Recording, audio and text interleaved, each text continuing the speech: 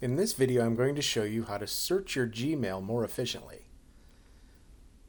If you look at the top of your Gmail, you should see the little search magnifying glass with the text Search All Conversations.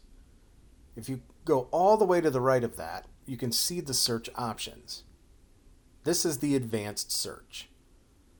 You can search email by who sent it, who it was to, which might not always be you if it was sent to more than one person, by the subject, whether it has certain words in it, whether it doesn't have certain words, when it was sent, how big it was, whether it has an attachment.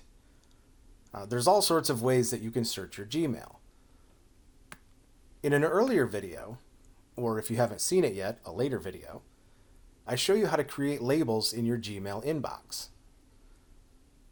You can use these labels to search your email very efficiently.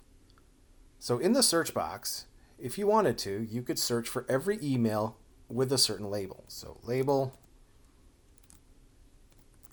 level 1 certification, and now I have all of the emails from my inbox that have this label.